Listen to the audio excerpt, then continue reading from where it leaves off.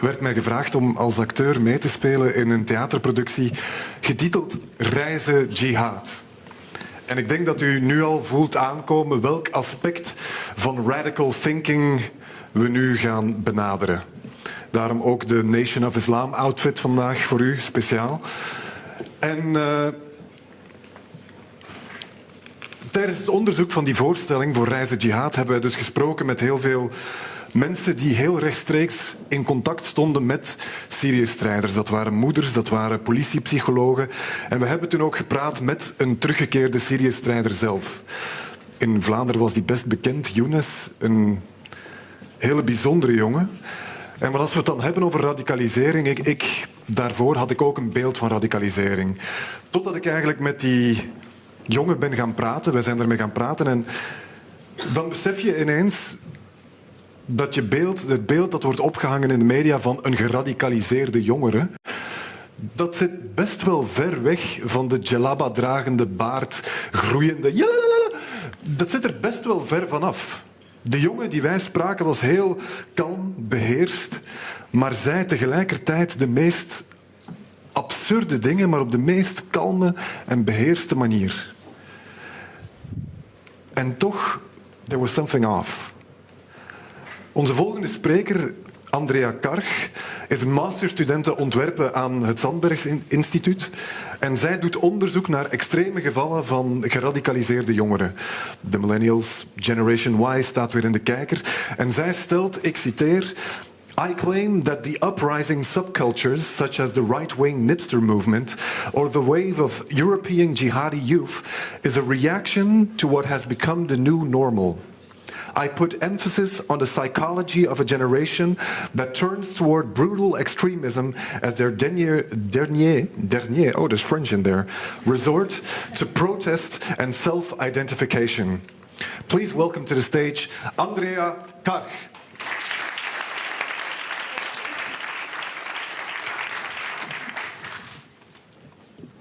Thank you. Hi. Oh, this is fancy. So my current research at the Sandberg Design Department is, like you said, about the radicalization of youth. And I'm currently researching cases of European jihadis, rampage shooters, and extreme right-wingers. And with that, I'm trying to find out to what extent radicalization might mirror our times and what it means within the context of my generation. I'm wondering to what extent radicalization might to what extent we can make tangible what is the black box between someone that is harmless and normal and a person that has grown to be willing to kill. I wonder whether we can make connections between the normal and the dreadful extreme. What do we have in common and how much extremism is in myself? I thus started the visual investigation that I'm going to show you now if we learn how to click. You can click from upstairs. Okay. And that I'm also wearing on my own body right now. Why are the aesthetics of extremism and fascism so sexy, especially at this moment in time? I think it's important. Click, click, click. Yes. It's important to look at the role of virality and viral fashion memes. An example. One more, is the DHL shirt by Vetements, which follows the ironic logic of today that items become even better when being ripped off. This shows that the original inspired the copy that then inspired the original again.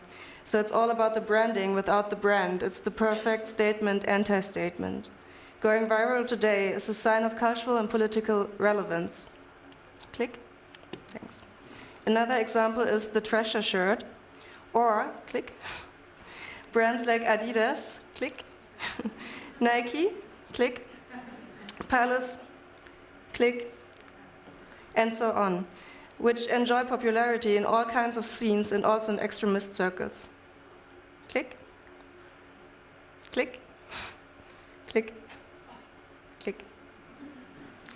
Virality not only concerns objects, though, but also, for example, music videos or Twitter posts.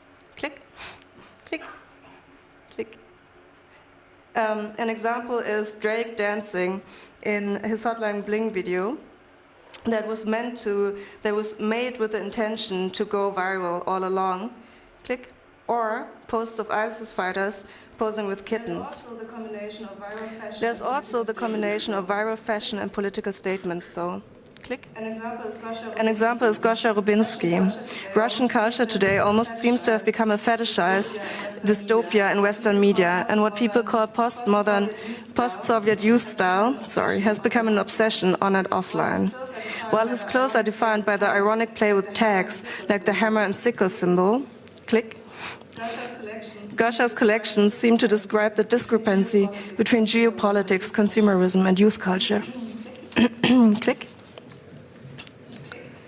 Click.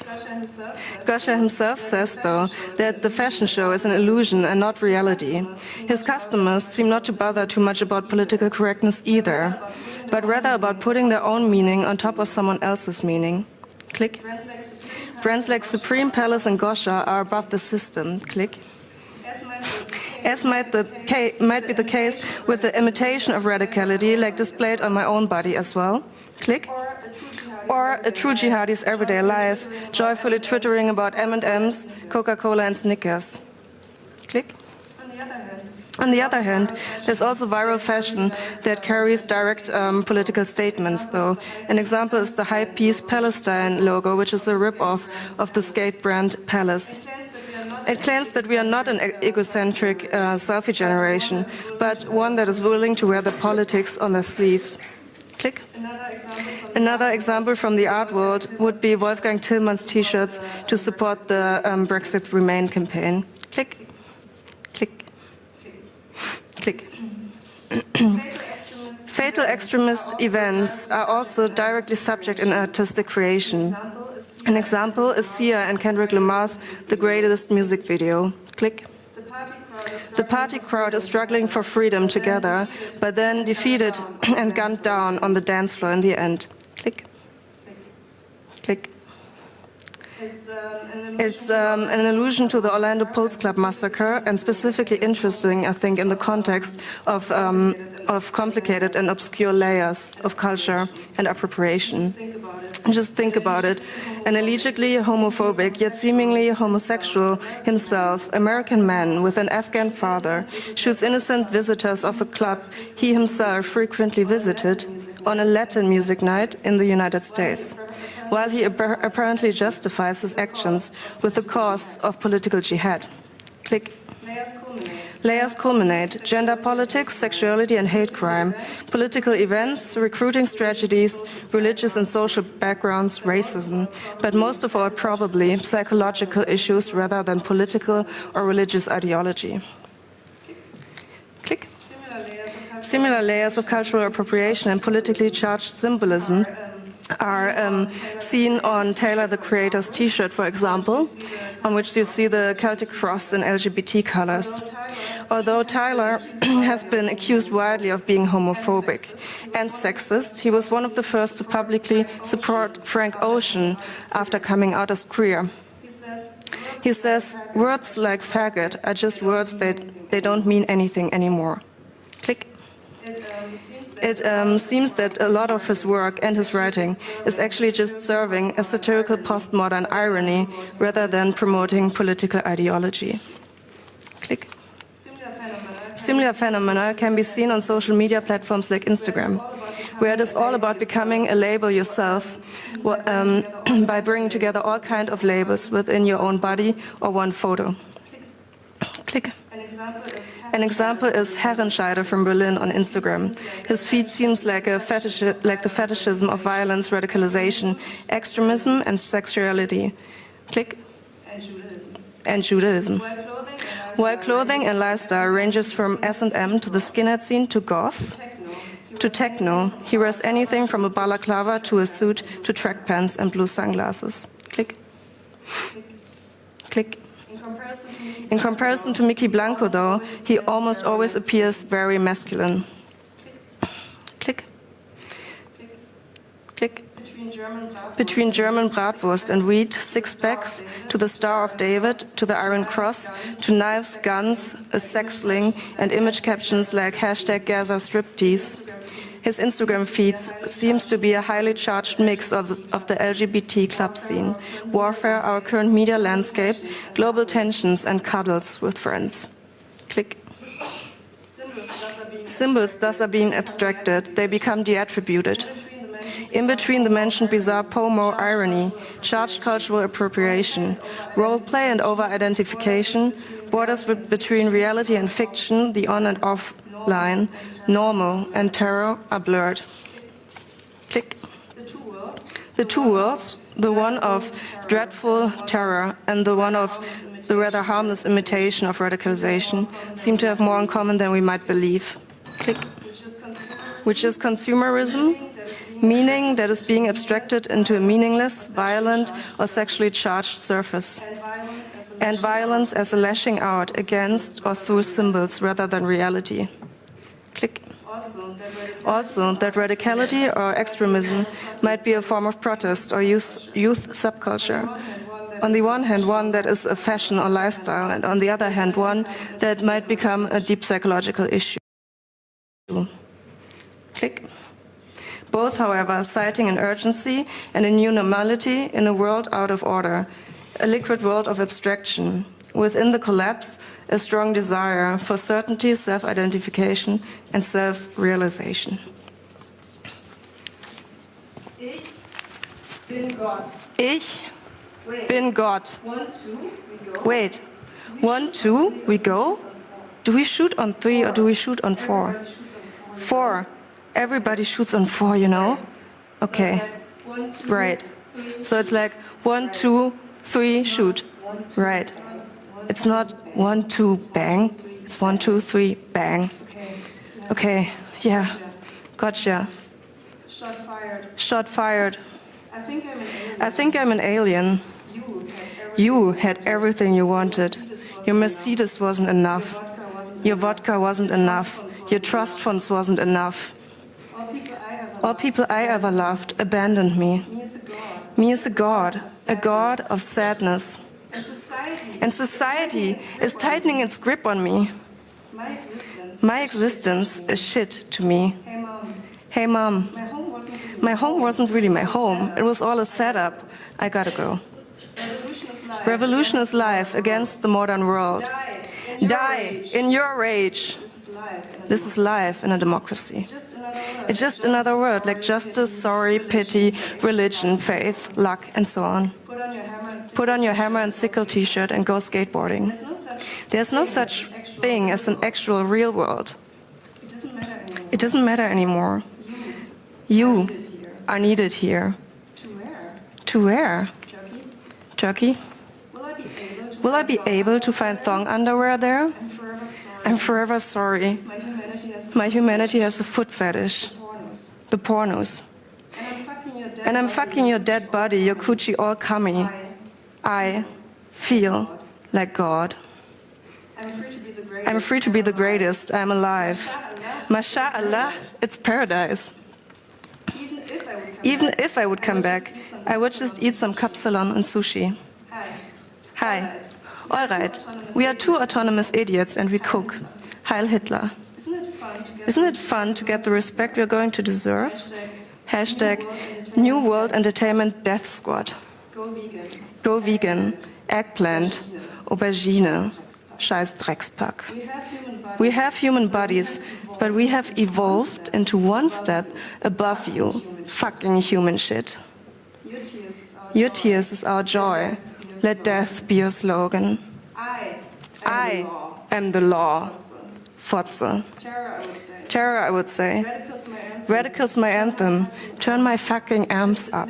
Just admit not only are we talented, we are red as fuck, bitches. Oh, satisfied soul, be free to exist in a timeless, spaceless place of pure happiness, content and with pleasure.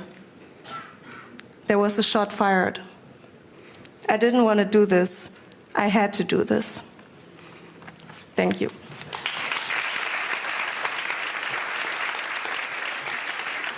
Andrea, hold on. Can I ask you a few questions still? Yes, sure. What I was thinking, because you have a very extensive catalog of things printed on your outfit, Yes. and I don't think if everybody can see it from there, because you also have the Raka Just Do It. Yes. What's your favorite one on there? I really like this is Apple, Back to the Future. I really like this one. I don't know, I also have Paramount on my back, Paradise. I think that's also a good one. Oh, yeah. And the subtitle, Death is an illusion. An illusion. Okay. Generation Easy Jihad, it's also a nice one. Yeah. Yeah, maybe that's one of my favorites, definitely. So, what is this? You're doing research into radicalized youth, and what is this doing to you? Are you becoming more radicalized or de-radicalized? None of which, actually, I think. It's more, I don't know, I mean, I just think it's important to trace back emotions and then kind of realize that there are certain codes or certain patterns of thought that we can still understand. Also, me as a non-radical person at all, or a non-ideological person in that way, I mean. But still there are still things that I can understand as well. And I think that's what is important to me. For example, understanding?